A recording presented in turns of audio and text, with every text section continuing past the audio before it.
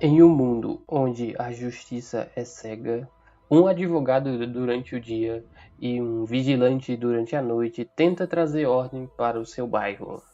Regrado a um roteiro de gosto bem duvidoso e a um CGI digno de PlayStation 2, esse é o enredo de Demolidor, o Homem Sem Medo, filme de 2003 que, sem a menor sombra de dúvidas, é um dos grandes representantes de filme trash de herói.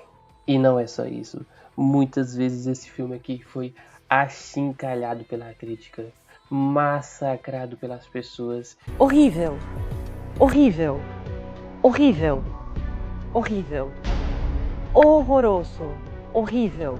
E hoje eu vou defendê-lo aqui, ele no Trash Talk. Então, sem mais delongas, vamos começar.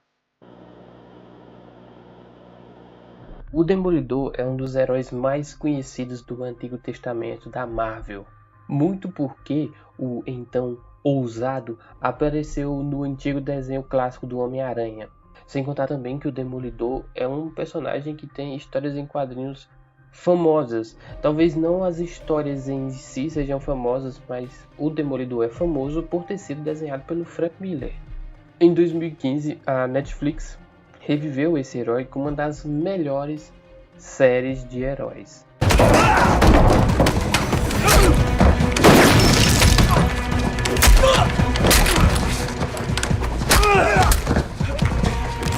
Essa série do Demolidor gerou uma grande popularidade para o herói ao ponto de ele aparecer no MCU.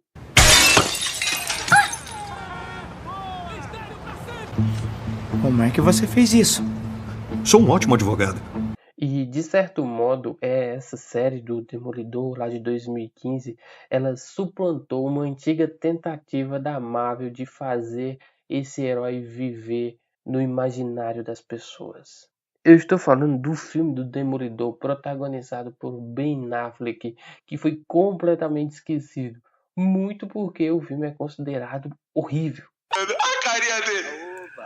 Lançado em 2003, Demolidor, o Homem Sem Medo, começa mostrando o Demolidor pendurado numa cruz de uma igreja e sangrando. Depois disso, o Matt Murdock começa a contar a sua história. E aqui tem muitos pontos similares entre esse filme e a série. Nas duas obras, o Matt sofre um acidente na infância que o deixa cego. No entanto, aqui no filme a gente vai ter umas pequenas diferenças tanto do quadrinho quanto da série. E aqui vale o disclaimer que a série ela segue mais fielmente o quadrinho. Então, tal qual os quadrinhos, a cegueira do Matt aguça os seus outros sentidos. Só que na série, aquelas habilidades do Demolidor de luta, ela surge após um grande treinamento com o mestre Stick.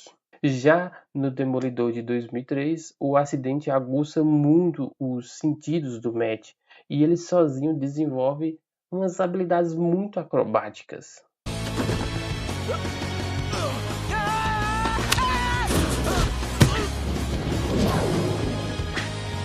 E essas habilidades ela não está restrita apenas à super percepção, à sua super audição. Aqui ele consegue dar super saltos, o que pressupõe também que ele deva ter super força, porque ninguém consegue dar saltos dessa altura sem ter super força. Outra coisa que a série e o filme se assemelha bastante é na morte do pai do Matt, porque aqui também não tem como fugir muito, porque é o cerne principal da história do Demolidor.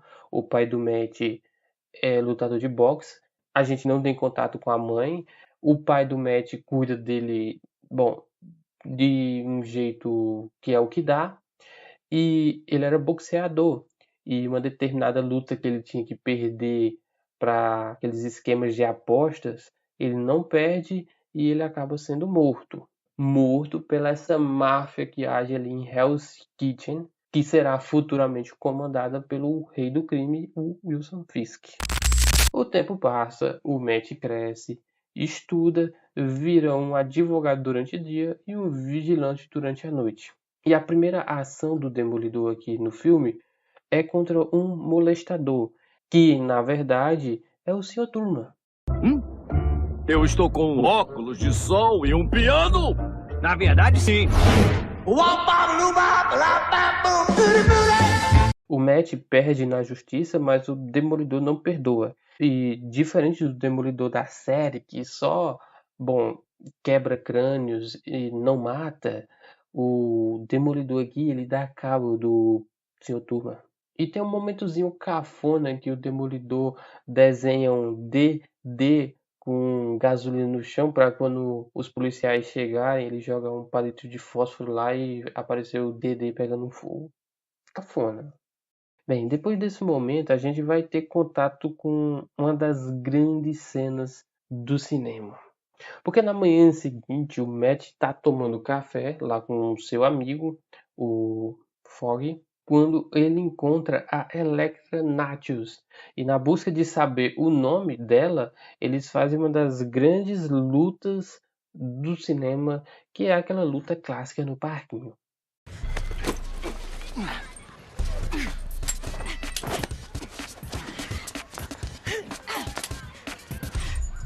E você pode ridicularizar essa luta, mas esse momento é muito intenso, muito maravilhoso, ao ponto de, nesse momento, os dois já se apaixonarem na hora, assim, amor à primeira vista. Pelo menos à primeira vista da parte dela. Nesse meio termo, a gente vai ter contato também com o Wilson Fisk, vulgo Rei do Crime. E assim, o Michael Duncan, ele aqui tá muito caricato, mas eu gosto, pelo menos, do visual do Rei do Crime. Eu não vou dizer que eu gosto da atuação. Acho que o Rei do Crime do D'Onofrio lá na Netflix é muito melhor. Mas eu gosto do visual aqui do Duncan. Esse Rei do Crime aqui, ele está planejando despistar a identidade do Rei do Crime. Então, ele pretende incriminar o pai da Elektra, que é um bilionário, para que a imprensa e a polícia achem que existe um Rei do Crime e o Rei do Crime é esse cara e não ele. E para fazer o serviço bem feito de incriminação, o Rei do Crime vai lá em algum país que não é explicado onde para chamar o mercenário, o cara que é viciado em acertar.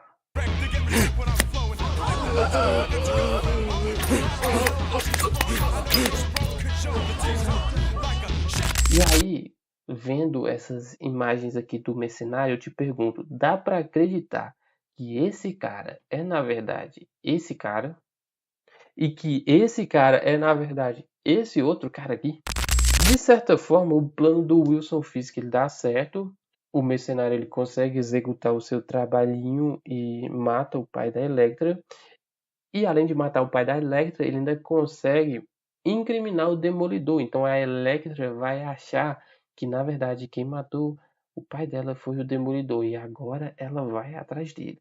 A morte do pai da Elektra gera uma das cenas mais cafonas que eu me lembro de ter assistido na história do cinema, que é a Elektra treinando para pegar o Demolidor. Ela treina com sacos de areias que vão caindo do teto, rasgando os sacos de areia.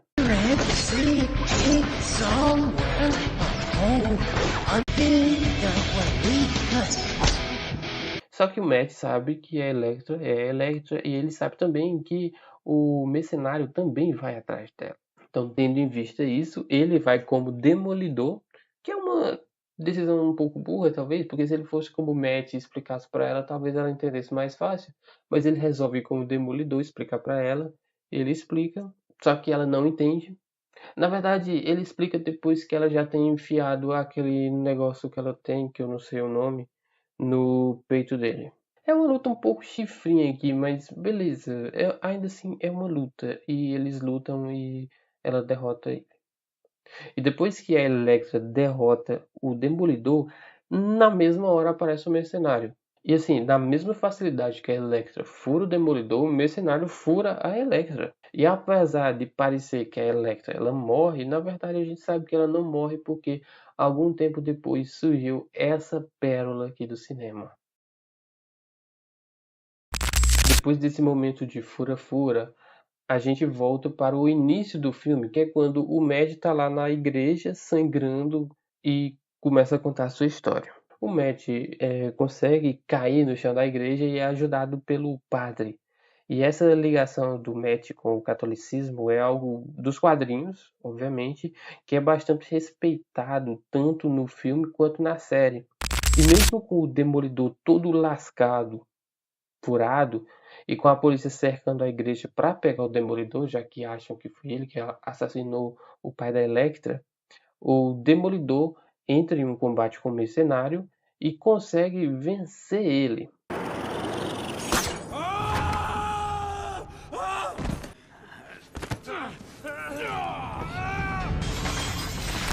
E antes do mercenário morrer, ele acaba explanando que na verdade o rei do crime era o Wilson Fisk. E assim, se você assistiu a primeira temporada do Demolidor, você sabe que lá no 13º episódio, no final da temporada, a gente vai ter o confronto entre o Fisk e o Demolidor.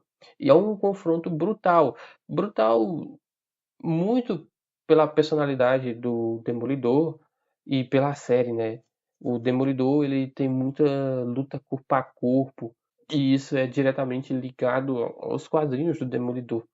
E aqui a gente também vai ter uma luta brutal no final do filme. Só que diferentemente da série, onde a gente tem uma luta que a gente consegue entender o que está acontecendo, a gente vai ter uma luta brutal aqui, só que no nível mais série B. Muito porque aqui a gente vai ter uma confusão visual que você pode achar ruim, você tem o direito de achar ruim.